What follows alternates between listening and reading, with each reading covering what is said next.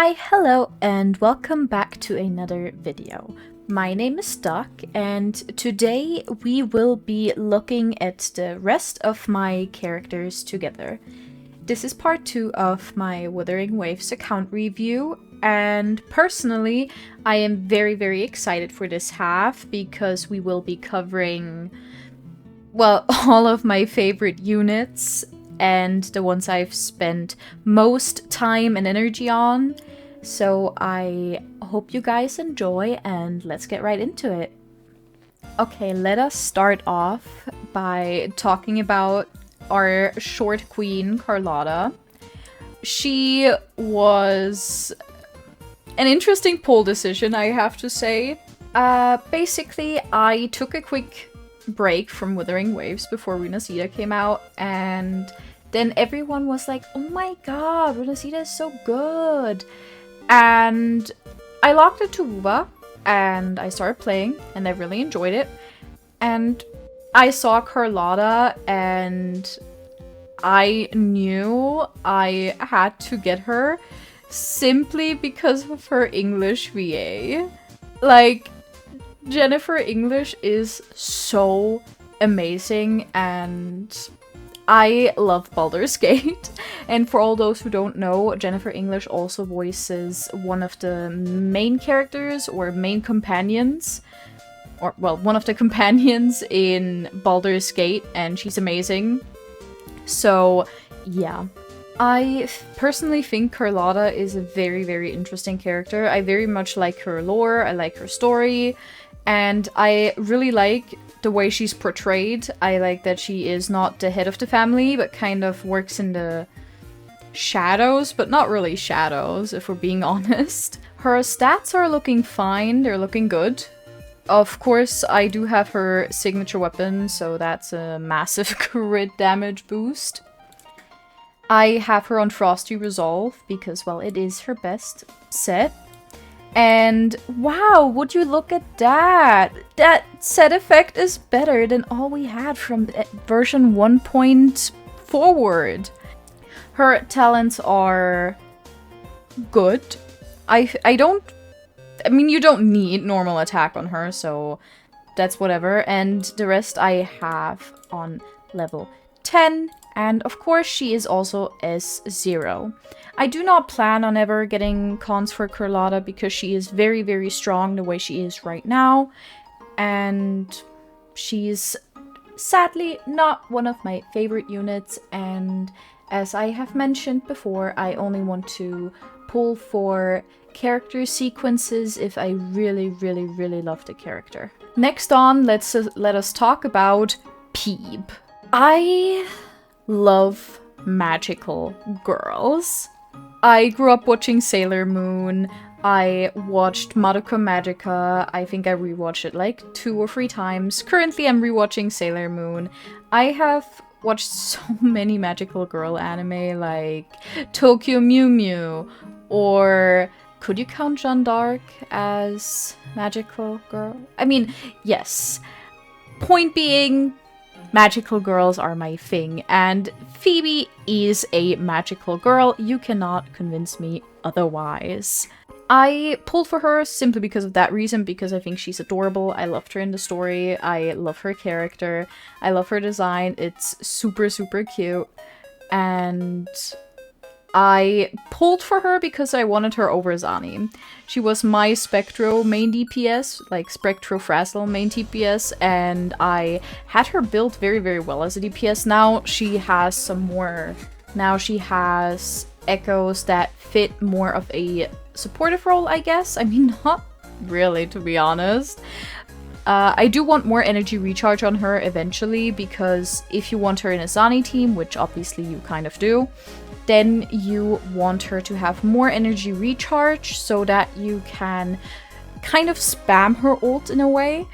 And so you don't have to spend unnecessary field time on her, which she already takes up quite a lot of field time, to be honest. Yes, she is Zani's best support, and you kind of really want her if you want to play Zani and if you care about meta, of course. I have her signature weapon, and of course, on Eternal Radiance. And I have her 3 important traces on max. Of course, S0 as well. Next up is Zani. Of course, S0. Her talents are okay. I know I have to level up her normal attack. I am aware. Because Zani, if you don't know, is a heavy attack DPS. And me having her normal attack on level 6 is so fucking cooked. But, you know, we live the dream. We're living the dream. We can be delusional at times. Of course, on Eternal Radiance. And I actually gave some of my previous DPS Peep pieces to Zani because, well, I needed them. I got her signature weapon as well, and yeah, her stats are good, and I don't think I need to change anything really because her energy recharge is completely fine. Her crit rate is good. I mean, I could get more crit rate, that would obviously be lovely, and more crit damage, but you know that's like min-maxing. And Zani and I have very interesting history because I was one of the only people I feel like who didn't want Zani. I don't know. I just didn't want Zani.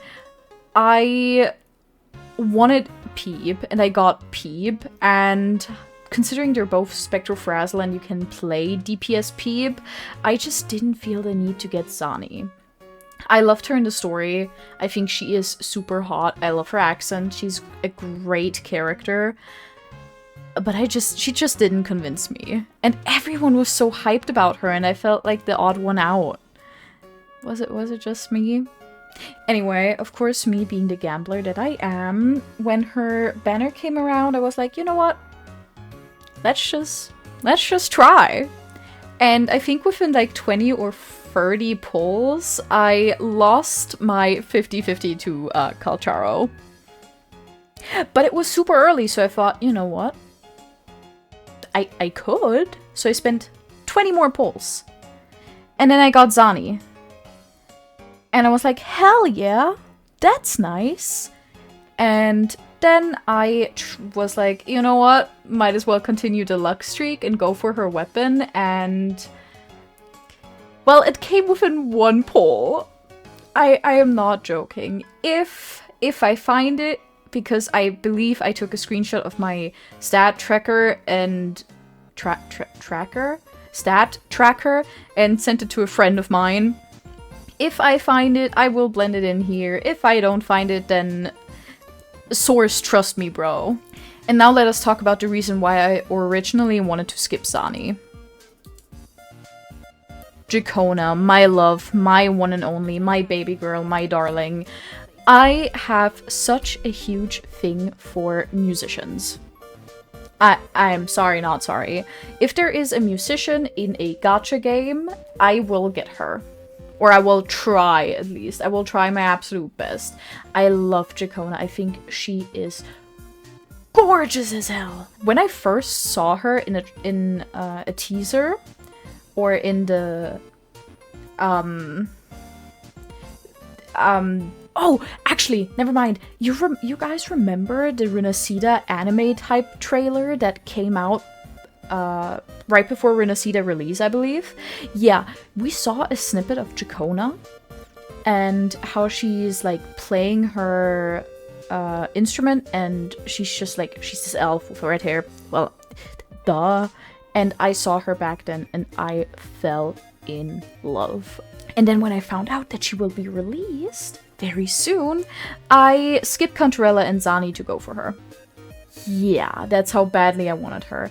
And the best part is, Jacona is Cartwheel's best support. By far.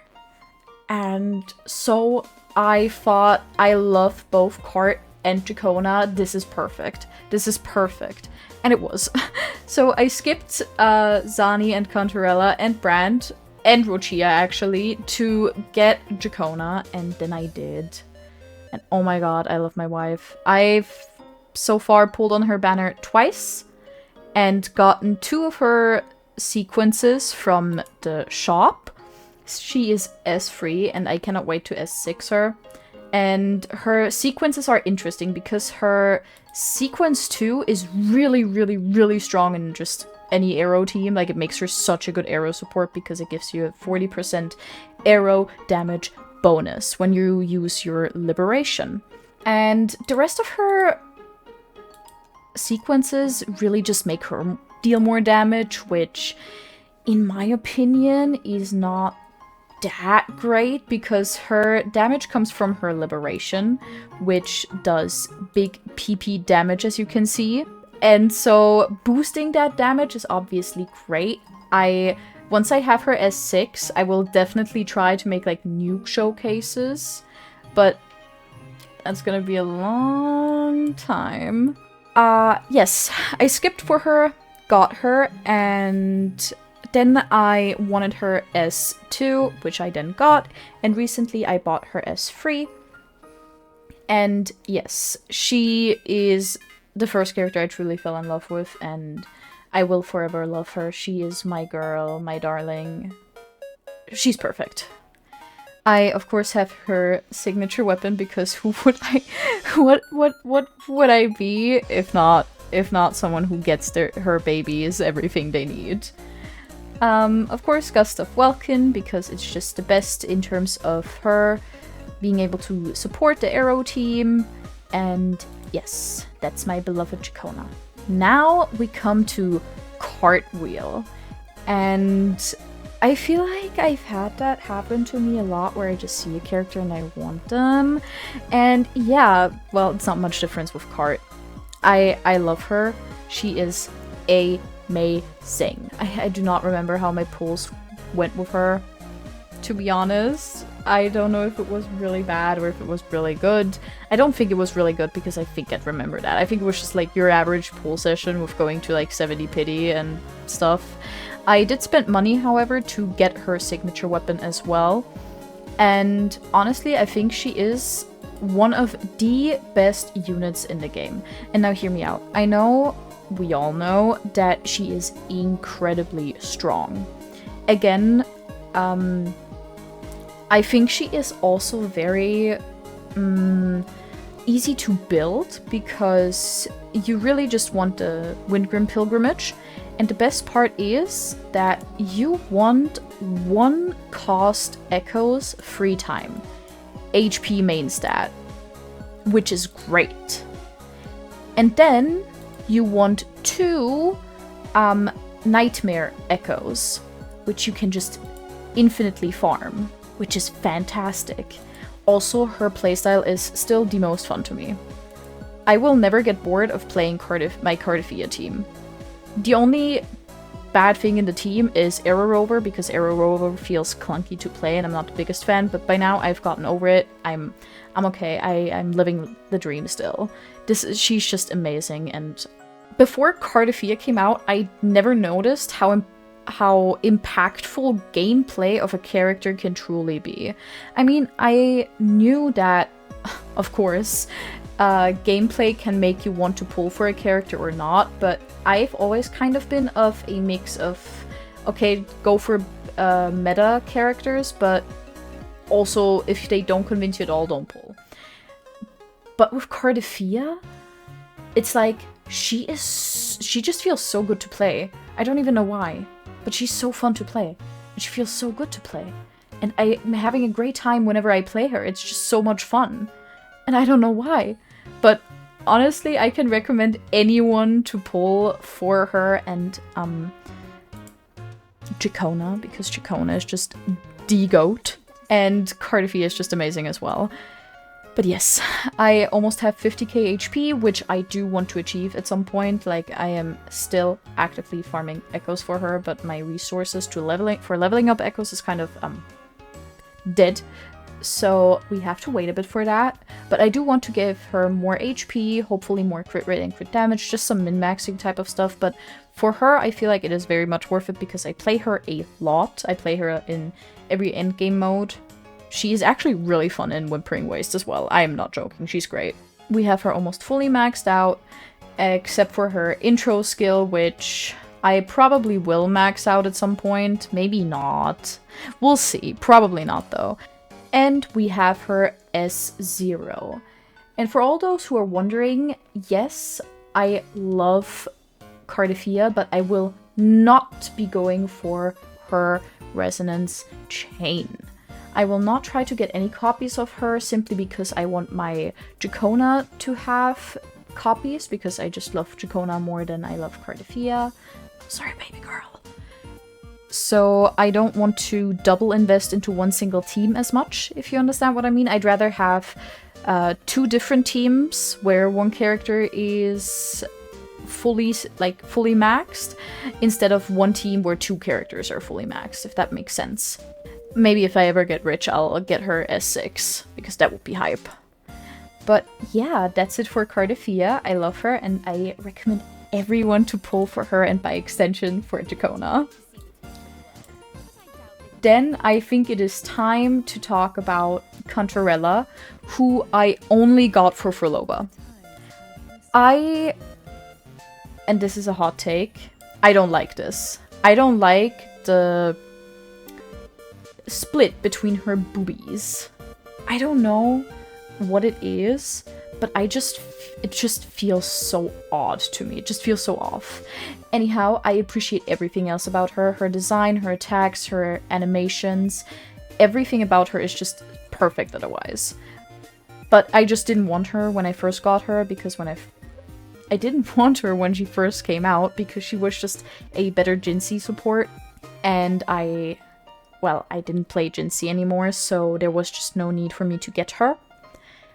And yeah, then when Furlova came out, and it turns out that Cantarella is like the best in slot for Furlova, I just had to get her. I did spend money on her because I was greedy and stupid and wanted her weapon too, which I thankfully got.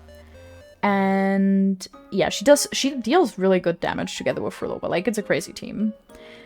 Obviously, I have her on Midnight Veil, though I don't know if that's actually that obvious, because I think you can use Empyrene Anthem too. Okay, quick explanation, if I'm correct. You want to use Empyrene Anthem on Cantarella if you pair her up with Jinsei. If you do not pair Cantarella with Jinsei, you want her on Midnight Veil. Because Empyrene Anthem gives you coordinated attack damage boost, and that's kind of what you want for Jinsei, I think. And Jinsei doesn't need havoc damage, so... But yes, you want Midnight Veil on Cantarella if you plan to play her with Furlova. Her stats are completely fine. I do wish I had a bit more energy recharge on her, like 225, 230 maybe, around that. Because I sometimes, especially if the fight is longer, struggle a bit with her recharge. But it's not that big of a deal, to be honest. It's fine. It's just kind of a comfort thing for me personally. Then her talents look like this. It is completely fine like that. I do not feel the need to level up anything more. I don't think I need to level up her normal attack. I genuinely think it's fine the way it is. And of course, S0. Okay, I'm just gonna very briefly cover both Galbrenna and Lupa, because in my previous video, I already talked about them, so just a quick overview, because I have improved their builds since then. Of course, I use Carlotta's weapon on Galbrenna because I do not want to pull for her signature weapon, because sadly I'm not rich. I'm not rich. I wish I was though.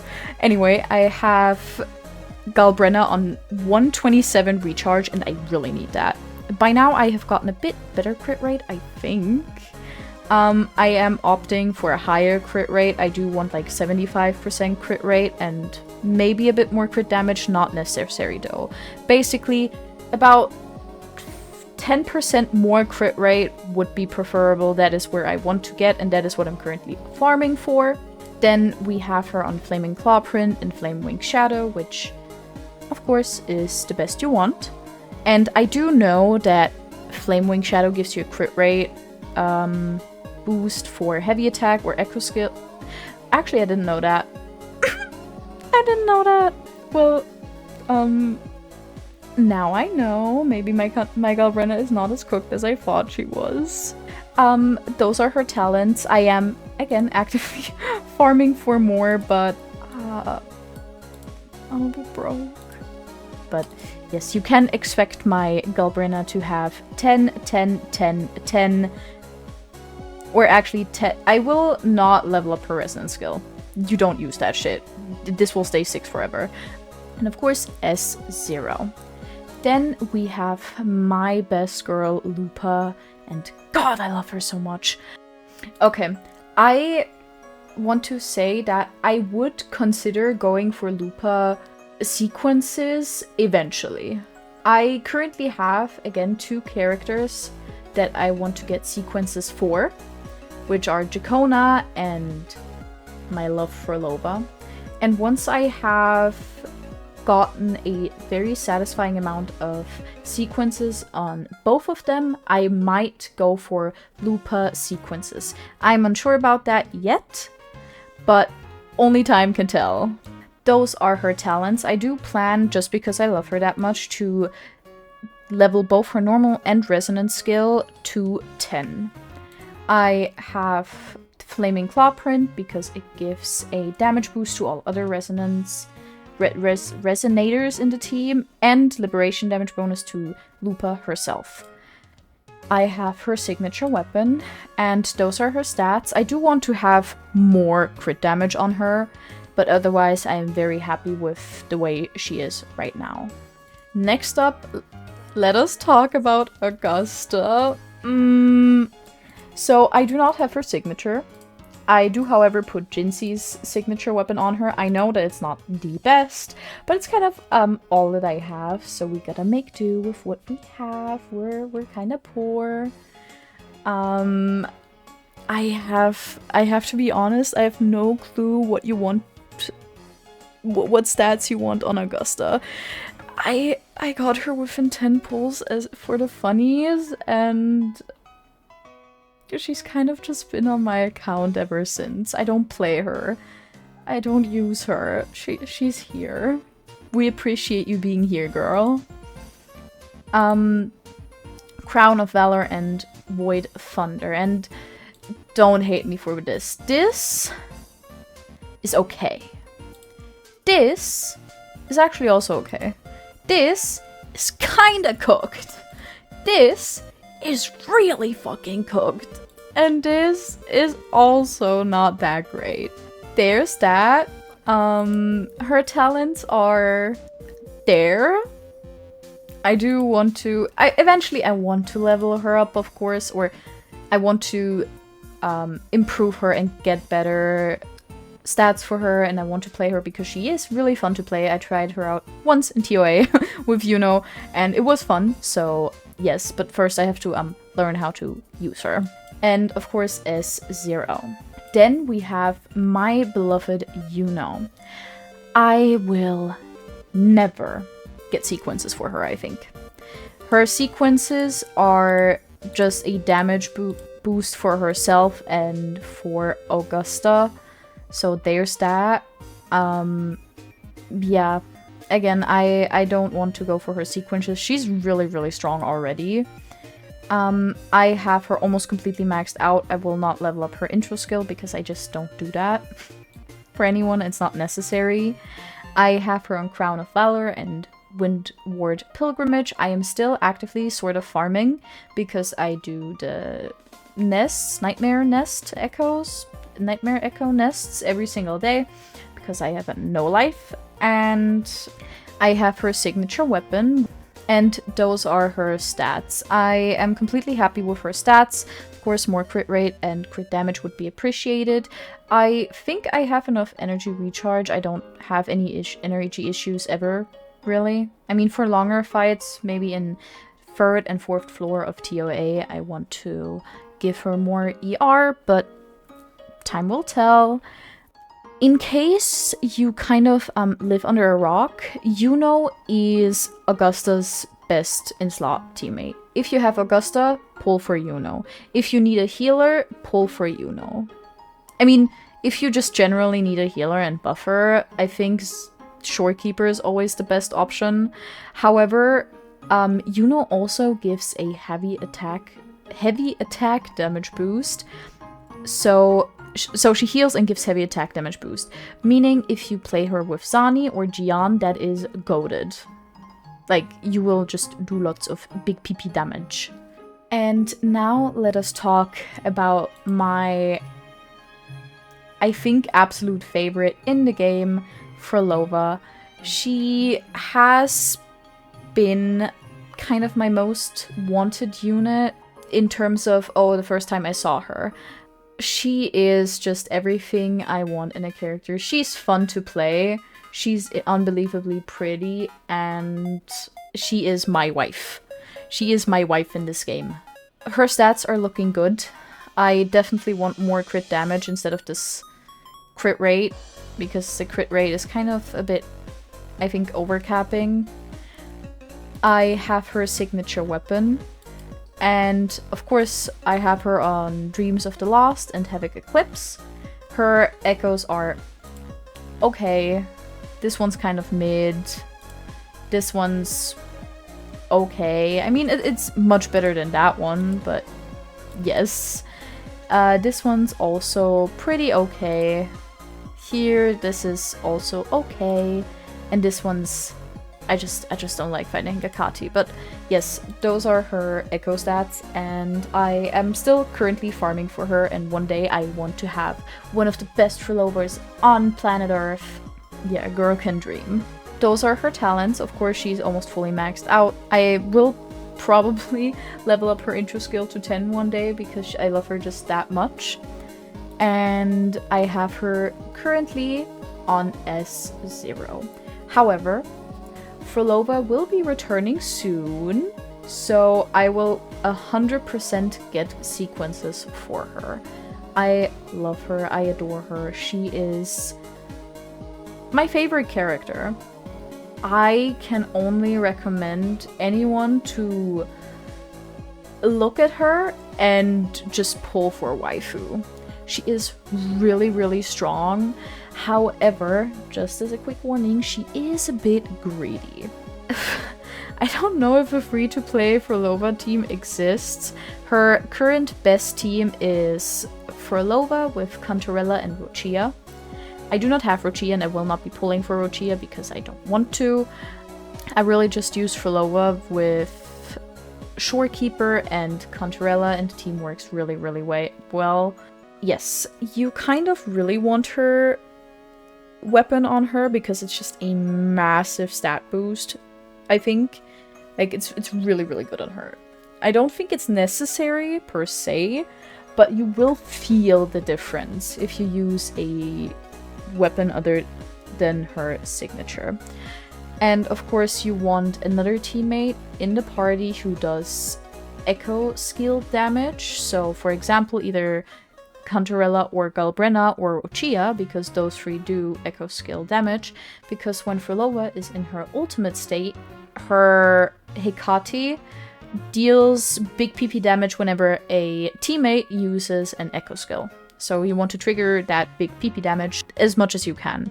And yeah, that actually concludes the entire roster of Duck's account. Alright, now we have reached the last part of this video. And that is Duck's personal recommendation. This will be, of course, a completely subjective recommendation here that I give out. I just think it would be kind of a nice thing to do. I will explain why I give the recommendations that I do in terms of who you should pull. And yeah, just hear me out, okay? First, let's start off with Shorekeeper. If you're completely new to the game, pull her. You can pick a character that is up for an entire month and you can pull for that character. And if you're completely new, You have been playing the game for long, you already have her, so that is it. Nothing more to say. Carlotta. If you want to beat endgame, and if you want to have an easy time fighting enemies, pull for Carlotta. She will carry you throughout everything. She makes boss fights seem like they're the easiest thing on earth and like you're playing Roblox. If you're a fan of magical girls, you have already pulled for Phoebe, and you are definitely a man or woman of culture, and I appreciate you, and tell me what your favorite magical girl anime is. If you like boobs, pull for Cantarella. If you are the GOAT as well, and you want to show me that you are also a connoisseur of great characters and that you have amazing taste, pull for Jacona. Seriously though, if you're the GOAT, just pull for Jacona. If you don't have Cardafia, if you don't have a single arrow DPS on your account, pull for Jacona. Just pull for her, trust me, bro. If you want to have a lot of fun while playing Wuthering Waves, regardless of what you do, pull for Cardafia. It's as easy as that. She's pretty, she's also really hot in her mommy form. Just pull for her. I don't know who doesn't have her on their account at this point. Yeah, just pull. Do yourself a favor and spend all your life savings on pulling for Cardafia. If you also want best wolf girl at home who howls at the moon just for you exclusively, get Lupa today. Her banner is still up. Not for long though, so you better hurry. If you like someone who reminds you kind of Tsundere's or of the anime Toradora, while also having cute twin tails, pull for Yuno. Pull for Yuno. There is nothing... You can do no wrong with pulling for Yuno. She can be a DPS, she can be a support, she can be everything you want, except for your wife, because she is fictional. And to conclude the video, if you want to have your own personal depressed wife, you pull for Frolova. If you want to make yourself happy, pull for Frolova.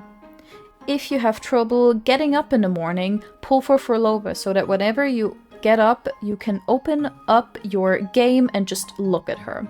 If you want to get better grades at school or at university, pull for Frolova. If you want your boss at work to recognize you, you pull for Frolova. He will thank you and tell you that you will get a pay raise. If you want a girlfriend, don't, because you already have Frolova. Thank you so much for watching. I actually had quite a lot of fun recording this, and thank you to the person who asked for the account review, because otherwise I would not have known what content to make, because Wood currently has no content. Anyway, there is one last thing I want to talk about, which is Duet Night Abyss. As some of you may know, Duet Night Abyss is gonna launch on October 28th, and I have been looking forward to the game for quite a long time now, so I will be playing it upon release, and I will make videos on it. I hope you guys are excited for that.